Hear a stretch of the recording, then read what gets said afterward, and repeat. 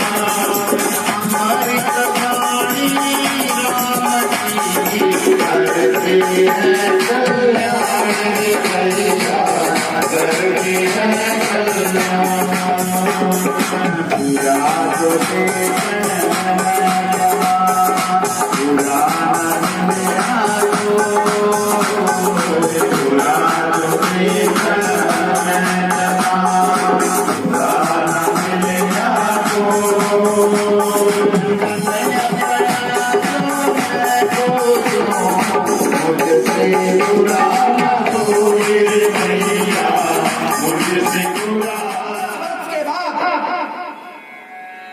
उस तोते के बच्चे ने माता के गर्भ से जन्म लिया। बोलिए सुखमुनि महाराज की। 12 वर्ष तक माता के गर्भ में ही रहा। पैदा होते ही कितना बड़ा हो गया, जितना 12 वर्ष का बालक होता है वो पिन वस्त्र धारण किए हुए, एक हाथ में कमंडल, दूसरे में माला, बड़ा भारी सुंदर ब्रह्मचारी का रूप है। पैदा होते ही सुखमुनि महाराज ने विचार किया, अगर माता पिता कहूंगा तो संसार से रिश्ता बन जाएगा, और मैं संसार से रिश्ता बनाना नहीं चाहता। जंगलों की तरफ भागना शुरू कर दिया। सरस्वती नदी के किनारे पहुंच गए। अब वहां पे सुखमुनि महाराज राजा परीक्षित को कथा सुनाई।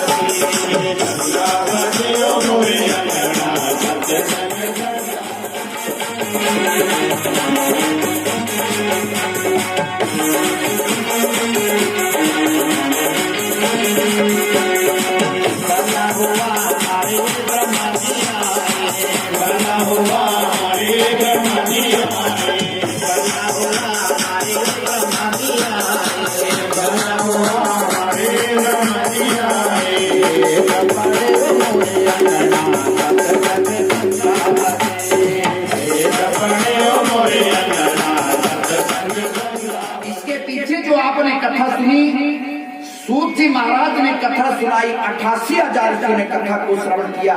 लेकिन आगे जो आप कथा सुनेंगे, सुखमुनि महाराज कथा सुनाएंगे और राजा परीक्षित कथा को सुनेंगे। जब राजा परीक्षित कथा श्रवण करने को बैठे तो देवताओं ने छल किया, क्योंकि कभी कभी देवता भी हमारे सत्कर्म में बाधा डाल देते हैं। क्यों? क्योंकि इंद्र देवता को भय रहता है, मृत्यु लोक का जीव अच्छा काम करेगा, कहीं मेरी कुर्सी के ऊपर न बैठ जाए, गड़बड़ कर देते हैं कभी कभी। लेकिन हमने 33 कोटि देव देवताओं को प्रेम की डोरी से मंडप में बांध के रखा है। कहाँ जाएंगे? बोले शंकर भगवान की। हमने तो मंडप में बांध के रखा है प्रेम से। तभी तो मैं कहता हूं भक्तों, सबसे बड़ा तीर्थ है भागवत की कथा, क्योंकि यहाँ पे 33 कोटि देवी देवताओं का वास होता है। जितने भी हमारे मित्र हैं अदृश्य रूप में वो भी कथा श्रवण कर रही है। इतनी महिमा है इस भागवत की कथा की।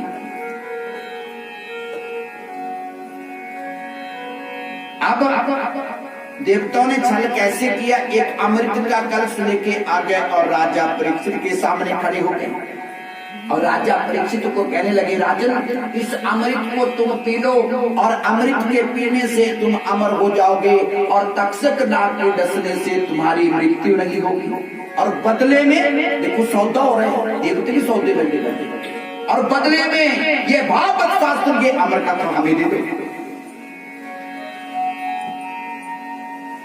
लेकिन राजा परीक्षित सब जानते हैं।